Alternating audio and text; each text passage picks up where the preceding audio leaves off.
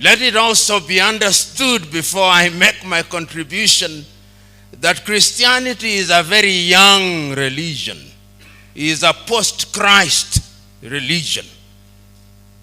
And I invite those who are present here to read the book that I love, written by Desmond Tutu, God is not a Christian. And I believe that God is not a Christian. Christianity, from my theology, is a human construct created after Christ was assumed into heaven.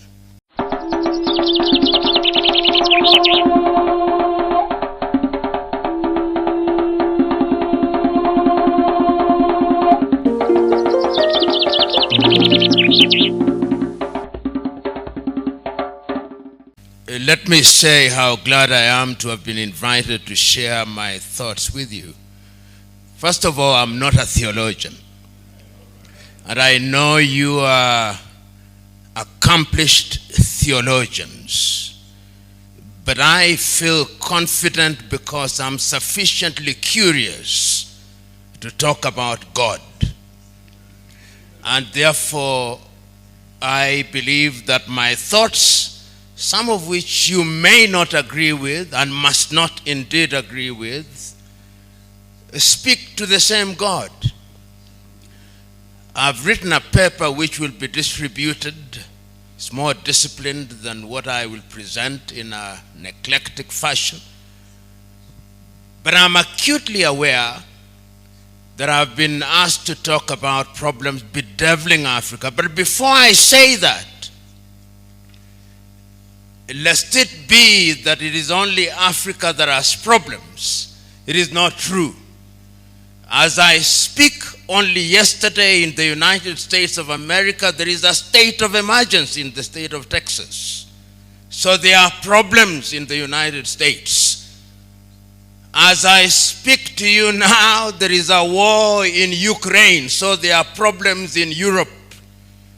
As I speak to you now, there are tribal problems in Nagorno-Karabakh amongst the Azerbaijanis and Armenians. So there are problems in that part of the world.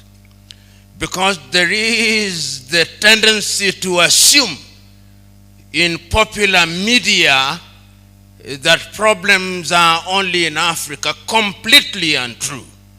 And let therefore my presentation be understood in that context. We are speaking about Africa because we are in Africa and because we are focusing on the continent of Africa.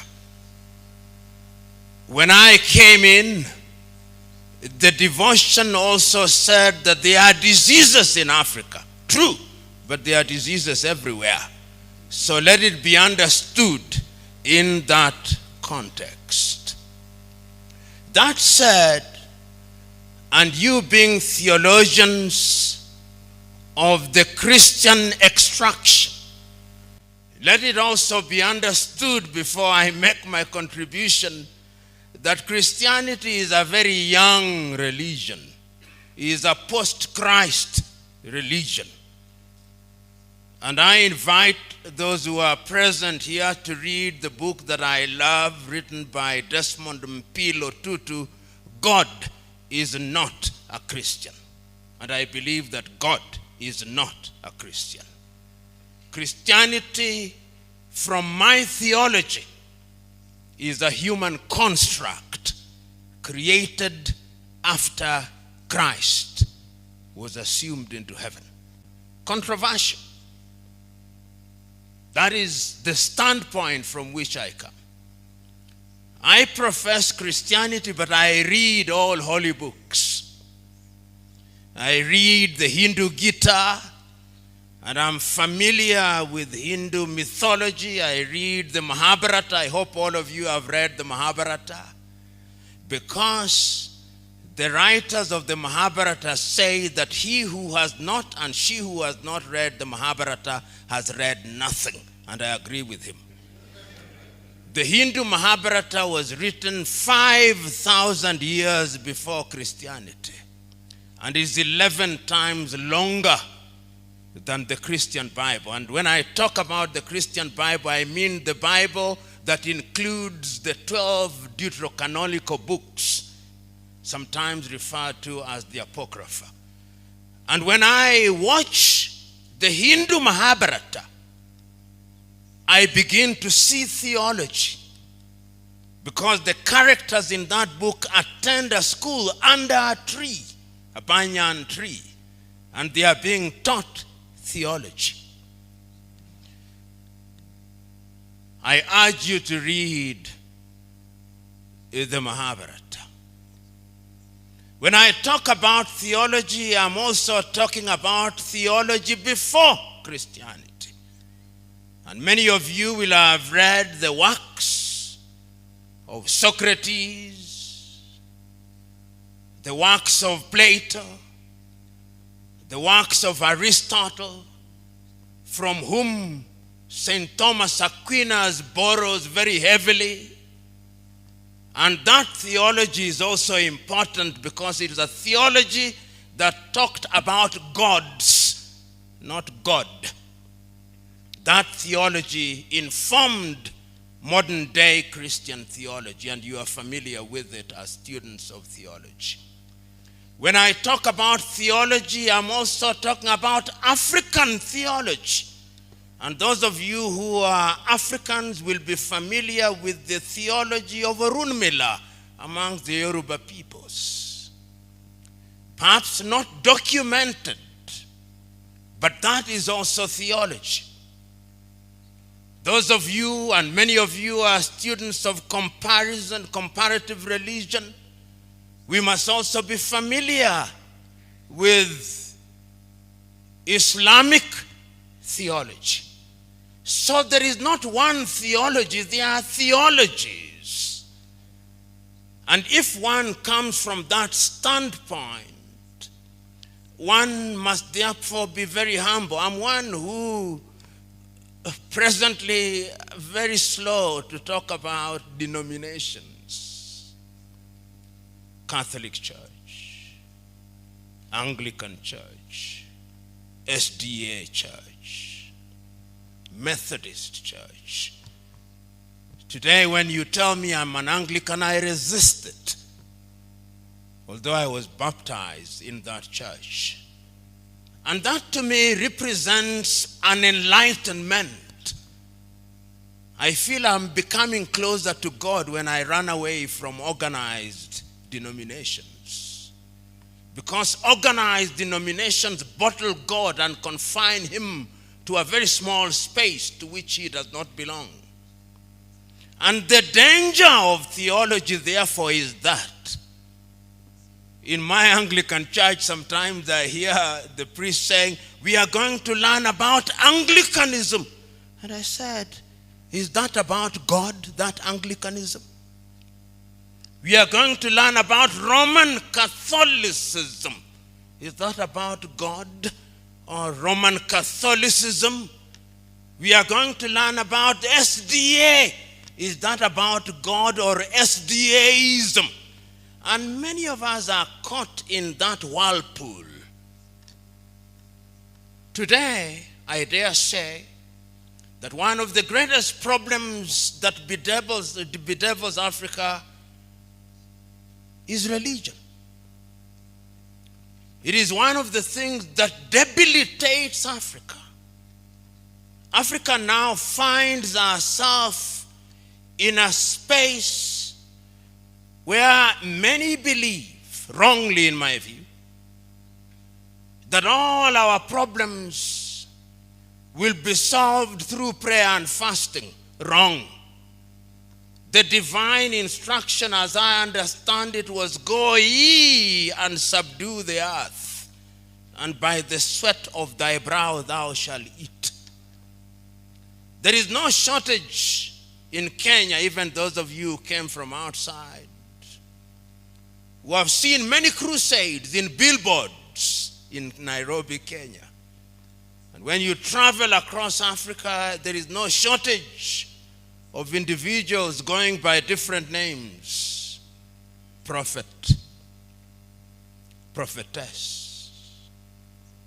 And yet those of you who are students of theology will be told that the age of prophethood ended, some say with John the Baptist, some say with Micah, but they are prophetess and prophets. There is no shortage of apostles running around Africa producing rabbits out of hats in the name of fake miracles. There is no shortage of them. That is part of the African problem, but we do not want to confront it, particularly you theologians. You do not want to confront it. There is now a theology in Africa of making people feel good without making them good. That is wrong theology. It is unbiblical and is dangerous to Africa. Because the Bible that I read does not say it. The Bible that I read is specific and unequivocal. When I read the book of 1 Kings, and I read the story of the prophet Elijah and his confrontation with Ahab and Jezebel, he says, bring forth the 400 prophets of Baal and the 450 prophets who are prophets of Asherah, and let them come to Mount Carmel, that we may know if God is God, let him be worshipped, and if Baal is God, let him be worshipped. No two ways. Choose. And a choice is made. That is the Bible that I read. And I don't think it has changed, even if you have the American or the NIV or the King James. That one has never changed. So there is no equivocation in the Bible. It's about choice. The other Bible that I read is to be found in Joshua 24, and you'll be familiar with it. The last meeting between Joshua and the elders of Israel before he passes on at Shechem says, remember, before we crossed, before I called Abraham and Nahor from his father Terah, they worshipped other gods. And he narrates what he did to them and how he came into the land of the Amorites. And he tells them, choose you now whether you want to worship the gods that your fathers worshipped before they crossed the Jordan, or the gods of the Amorites in whose land you dwell. As for me and my house, I shall serve the Lord. No equivocation, clarity, choices being made. I read that. The Bible that I read also tells me in Matthew 24:24 that in the last day there'll be many Christs. They'll come, and they are coming now, many of them. They shall work wonders, and that they would even lead the very elect, but for divine intervention. That Bible I read, and I suspect you also read the same Bible. The Bible that I read in Paul's second letter to Timothy at 3 also tells me that in the last days there shall be a form of Christianity where people will be lovers of themselves, and they would cheat everybody just like Jannes and Jambres did to Moses in the desert. I read that Bible. I also read another Bible verse in the Bible, Romans 1:30, that people shall be lovers of themselves, and they will have committed all sins, and they manufacture new sins like LGBTQ. So nowadays I go to church and pastors are equivocating. My own church I saw in England, the clergy coming complete with a dog's collar apologizing for people who are engaged in LGBTQ, saying that God loves them. Yes, he does, but God does not love sin.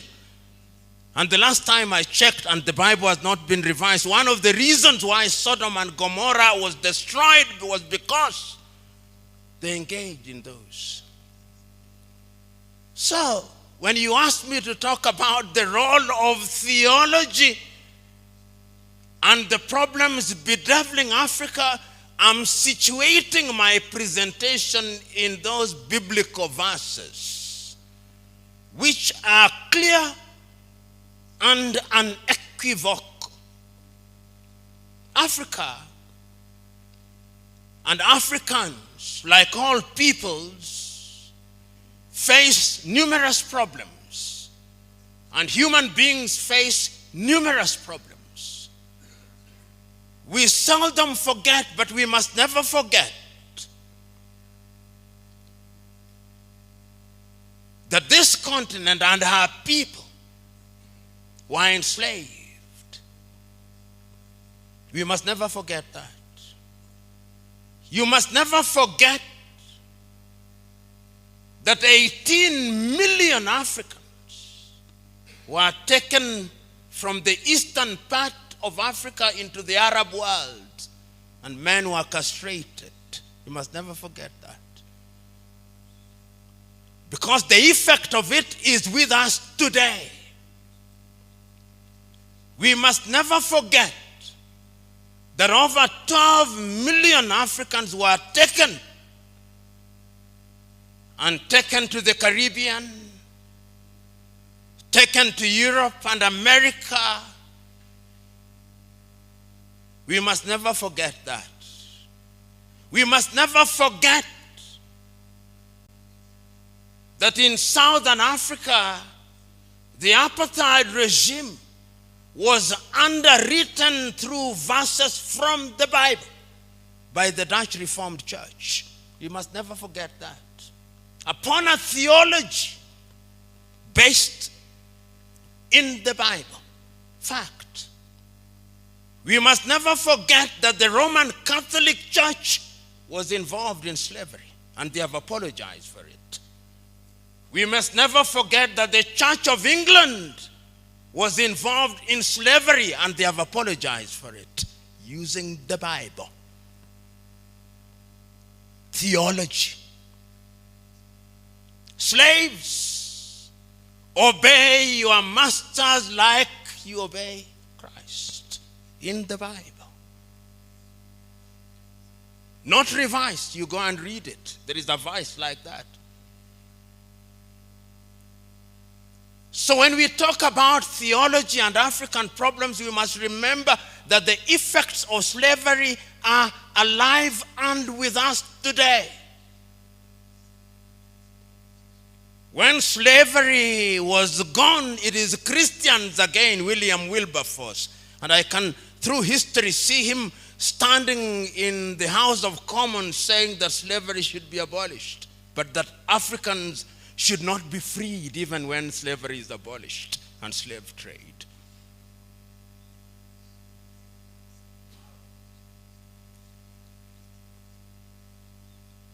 After slavery, colonization came. And as I speak to you, Europeans sat in Berlin in 1884 and 1885 and divided Africa into spheres of influence. Africa was a hunting ground, divided amongst the British, the Italians, the Dutch, the French, the Belgians, the Germans. And today we are in this assembly. I'm using English language which was imposed on us. And those of you who come from English-speaking countries, you referred to as Anglophone. Those of you who come from French-speaking countries, you are referred to as Francophone. And those from Portuguese are referred to as Lusophone. Soon they'll be Sinophone. We don't speak Yoruba. I'm not speaking Yoruba.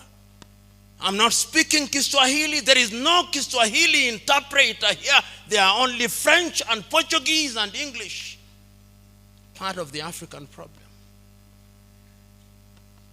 We are confused. When my friend resisted their being called a perfect Frenchman, I could understand his anger. Because the colonial project was a dehumanizing and humiliating process. And religion and theology were at the heart of it. That is why when the European colonizer, we used to be taught in school that the flag followed the cross. I went to Zanzibar and a young man was taking me through the dungeons and he showed me there was the school where they taught Africans that they may use them in their labor. There is the church that they touch their spirit that they may be spiritually confused. And there is the hostel where they treated them that they may use them as labor. I'd never heard such interpretation. That is why when theology came, we were told that in order to be a Christian, you must be John or James or Joel. You cannot be Taiwo, no. That is not a Christian name. Christian name must be John, Joseph. Who said it? Whose theology is it? Who said that in order to be a Christian, you must be John? Who said it? That is jaundiced theology. That is racist theology. Because when you want to change a person, you give him your name. Those of you who have watched Roots will know this. Alex Haley's Roots. You capture Kunta Kinte and in order to dehumanize him, you call him Toby. That is also theology. So, African problem is also colonization. So as we speak now, there are Nigerians here. There are Ghanaians here. There are Congolese, Democratic Republic of Congo, and then there is Congo, named after Ferdinand de Brazza, called Brazzaville. I look forward to the day they change Brazzaville's name. At least they changed Leopoldville into Kinshasa. This is the reality. This is part of the problem. The Democratic Republic of Congo will never know peace because of religion, Roman Catholicism, and colonization. These are the problems bedeviling Africa. And we never say it. King Leopold of the Belgians caused 13 million Congolese to be killed. Twice the number of the Jews that were killed by Adolf Hitler at Holocaust. But we have forgotten. We Africans have a short memory. But the Jews will never allow you to forget. Never, ever. But we Africans have forgotten. Part of the African problem is short memory, amnesia. Is part of our problem. And that is why we keep on repeating the same mistakes time and over. Colonization is part of the problem that affects Africa. Because after colonization ended, we have another thing called neo-colonization. And it is alive and well. That thing called neo-colonization is alive and well. And if you doubted whether he's alive and well, I want you to see what is happening in Guinea-Conakry. I want you to see what is happening in Niger. I want you to see what is happening in Burkina Faso.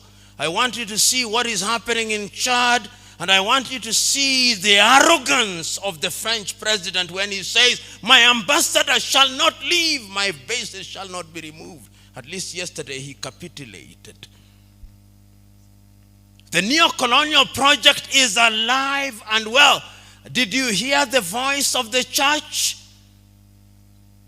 throughout what is happening in Guinea-Bissau? No, the church is silent. The church is complicit. So when you talk about theology and what it can do, sometimes courtesy of theology, because you want to be good, you don't raise your voices. The last time I checked, John the Baptist's voice was alive and well in the wilderness. Where is the voice of the church amidst all this? Africa's problem is also neo-colonization. From slavery to colonization to neo-colonization, which is an ongoing project. And Ghana's Kwame Nkrumah was right in 1965 when he said, the last stage of colonization is neo-colonization, and is alive and well. And we see it. Today, I tell Africans, because of neo-colonization, I'll come to what I think theology can do. Today in Africa, here in Nairobi, Kenya,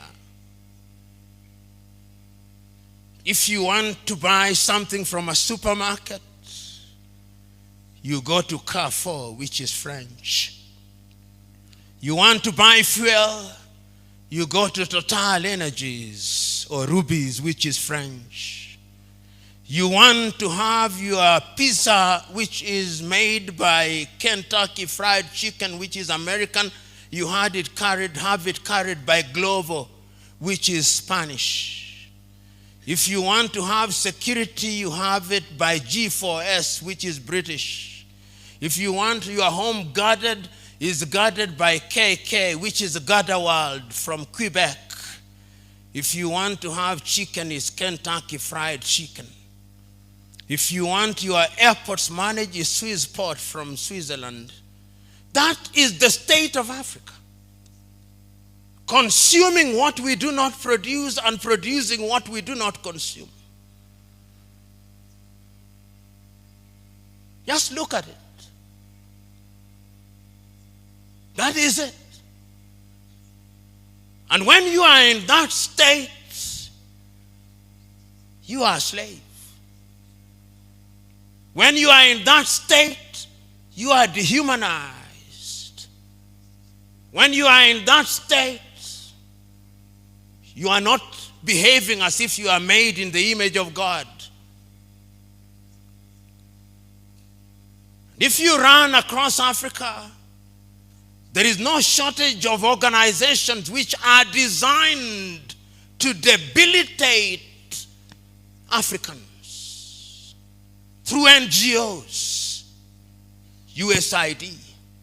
Right now they are busy dropping food in Sudan and Somalia. UK Aid, Danida, GIZ. There is no shortage of them, and Kwame was right again. The colonialist comes under different guises, but they kill your spirit to survive. So Africa is bedeviled by all these things. And until the scale falls from our eyes and the wax melts from our ears, we will not go anywhere. So what can you do amidst all these things? What can religion do? What can theological schools do? Can they do anything that is useful? Can they change people's lives? Can they empower people? The Bible can be disempowering, and the Bible can also be empowering. You know, several years ago, when my child was young and wanted to be baptized, I went for preparation. She had not attained the age of majority. She was 1. And my provost at the All Saints Cathedral asked me whether I believed in child baptism. I said I don't. It's not biblical. There is nowhere in the Bible where anybody was baptized as a child. And if it was biblical, Christ would have been baptized as a child. Then he said, why do you bring your child? I said, because I know you people. When my child comes here as an adult, you'll ask her, why were you not baptized? So she got baptized, but I said it has no biblical basis completely. This is man-made. Then they say, but they used to dedicate the children. I say that was Jewish tradition. Christianity has roots in Judaism, but it's not Judaism. So the Bible can be misinterpreted. Another time, I'm invited to speak to politicians here in Kenya. And when they have read, they say that all leadership comes from God. I said, no, it's not true. There's so many crooks in leadership in Africa and elsewhere, they could not possibly be coming from God. Then they say, but it's biblical. I said, the book of Romans was written by Paul in the year 1577 to 1508 AD, 57 AD, 58, when he was going to Rome on trial. And some of the things are not inspired. They were informed by the politics of the day. He was softening the rulers in Rome, but it did not help him. When he arrived there, he was arrested, detained, and he was executed. So it is not true that all these things are inspired. And if you read Rome and the book of Romans historically, you'll see that there are things that are Paul's own opinion. And you who are theologians may debate about it. I'm giving you these because I'm now coming to the theology of it. You may now know that there is a committee that is doing the rounds in Kenya, which is collecting views about religion and how religion should be regulated because of an incident called Shakahola. I appeared before them. And during my presentation, I made this statement, and the chairman almost jumped out of his seat. I said that the Nicene Creed was a political settlement. He said, that is heretical. He must have said that from his body language. And I said it was political. Then the person said, why? When in 324 AD they invited the 100 or so many bishops in Nicaea, only 80 attended. You theologians know. And how the Nicene Creed then came about, that the Spirit proceeds from the Father and the Son, was a battle between Arian and Athanasius. And Athanasius won the day. And even now, I told him, in the Eastern Orthodox, the phylloky is removed. And you don't say the Spirit proceeds from the Son. It says proceeds from the Father only. It was a political settlement. Then he said, but why are you saying this? I told him, because I'm a Christian of Berea. The Christian of Berea questions. And Paul is him who says in Acts of the Apostle that why he liked the Bereans, when the gospel has been preached to them, they went home and asked, we heard you saying all these things. We are fact-checking you. We are fact-checking you. Because we now have a theology in Africa particularly and in the world where preachers of the gospel are busy writing little explanatory books about the Bible, and their congregation reads those books rather than the Bible. The joy of many preachers today is that I've written 20 books. Read my books, and they don't say buy my books. They say donate. Deception. Just be right. Say buy my books. And if you ask people whether they have read the Bible, many have not. I did a challenge. I'll not do it here because some of you will fail. I told in a congregation, I want you to recite to me the Lord's Prayer without referring to any book. Out of 10, only 2. Then I said, I want you to tell me the 10 commandments in the order in which they were given. Only 2. Only 2. But say what the pastor has said in his book about the last days, they can memorize everything. In the last days, Matthew 24:24, there shall be many Christs, and they shall mislead many, even the very elect. So the question is, with all these problems facing Africa, education, health, bad governance, and all these things, in Africa we have some of the lowest quality politicians. African countries say that they are democratic, they are kakistocratic. And kakistocracy is a government of the very worst. You are led by your very worst. That is kakistocracy. If you combine that with kleptocracy, which is a government of thieves, then you can see why Africa continued to punch below her weight. In all areas, we continue to do so. So that many Africans have now surrendered. What they are remaining with is prayer and fasting. Africans pray for what they can work for. That is not the divine instruction. Paul was still making tents. We must continue working. Faith and works. We have converted God into an operator of a lottery and a casino. Where upon tithing, then you will get more. You say tithe and you will get more.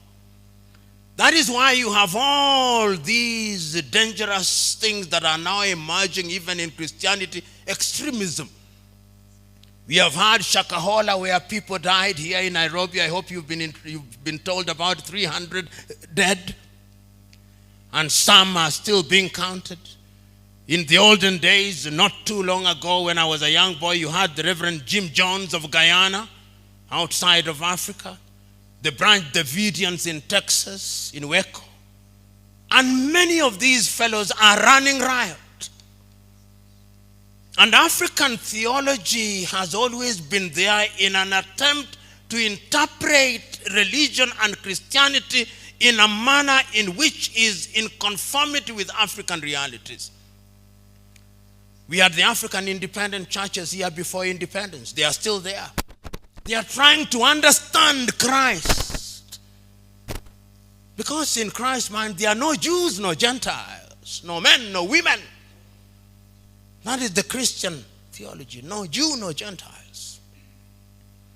Those of you who are from the Democratic Republic of Congo will know of Donna Beatrice, sometimes known as Kimpavita.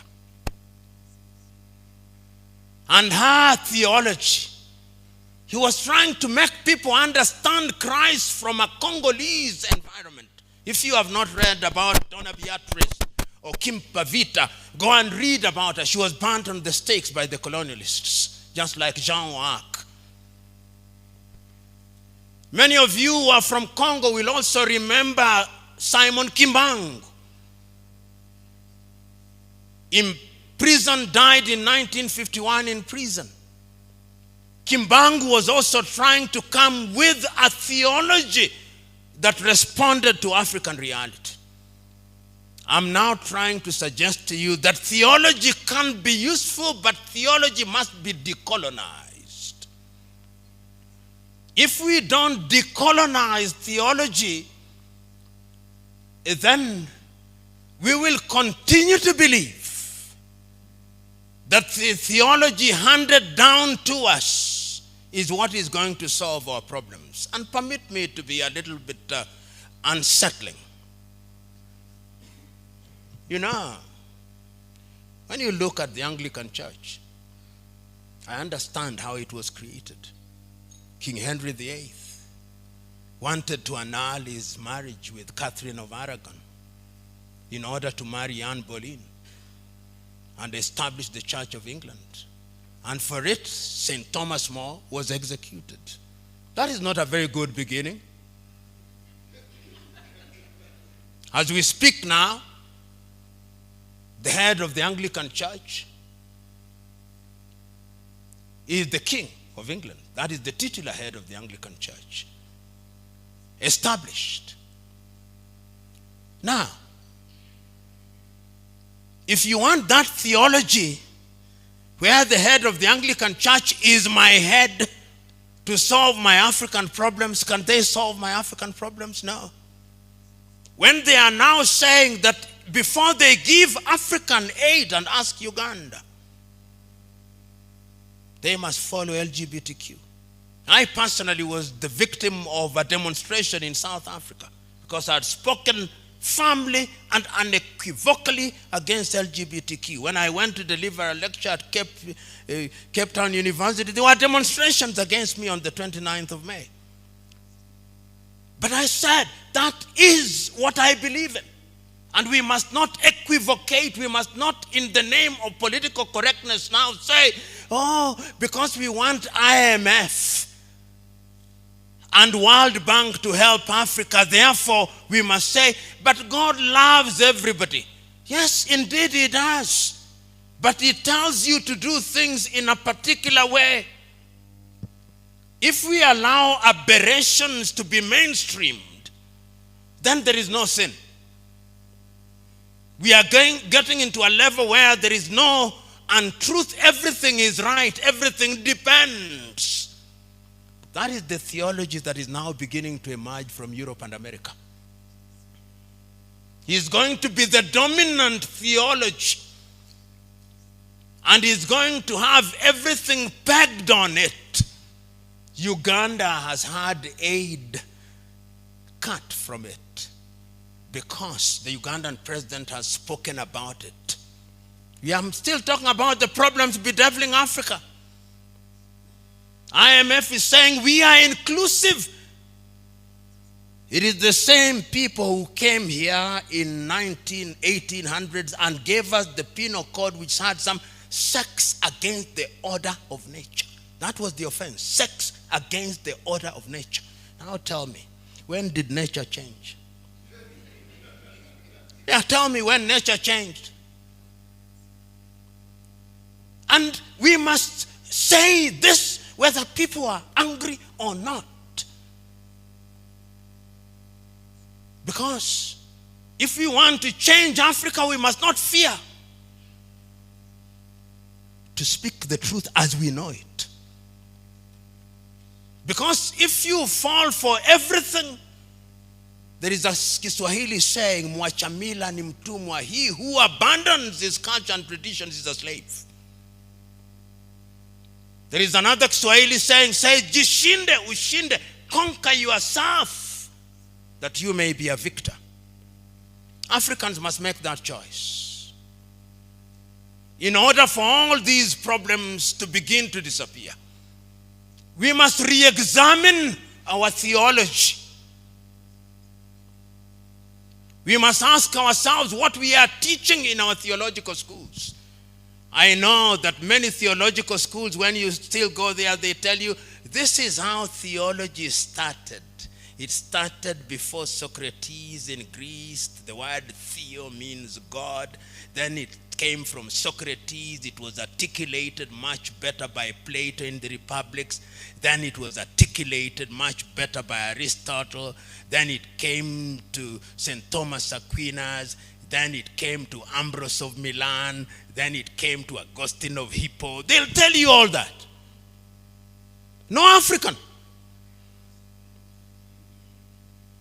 is all Eurocentric. When you tell them there was a Runmila in Ile-Ife, they tell you that was a witch doctor, not a theologian. And you and me, whose education is Western founded, believe it, because that is your factory setting. So you must unlearn some of these things in theology. You must question. When you go to your theological, St. Paul's Theological College, United Theological College, who are the prime writers? The book that you say, this is the locus classicus that must be read by all theologians, all Eurocentric, all. How many theologians here are writing books? How many of you here have done a study on Simon Kimbangu? How many of you here have done a study on Donna Beatrice? Zero. You argue that Donna Beatrice was misled by the devil. You argue that Kimba Vita was misled by the devil. Who told you? Education. Miseducation of the Negro, Carter G. Woodson, 1933 in the United States. So, brethren, as I conclude, the time is now for theological schools to be the salt in the society, to be the light.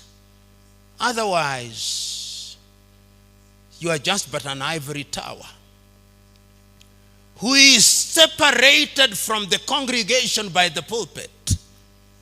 Sometimes when you are in the pulpit, do you ever imagine how distant you are from your congregation? That the pulpit actually isolates you. Do you ever think that when you wear the garbs, they separate you? And that is Pharisaic? Do you ever imagine, and I'm saying this noting that some of you are wearing the dog's collar, that the dog's collar, if you are not careful, separates you from the congregation? If you are not conscious of these things, then there is a problem. Because the theology that comes must be based in the Bible. Who amongst you is the greatest? He who is last shall be first. Is theology about the bread? You'll ask me many questions, and I'll answer them to the best of my ability. But I want to conclude with this particular one. Why do you think that Christ fed the 5,000? Christ must have realized that when your body is not nourished, the soul cannot receive information. That is my interpretation. So the body must be fed so that the soul is ready to receive. The theology in which you are engaged must do that. If it does not do that, then it is sterile theology. Thank you very much.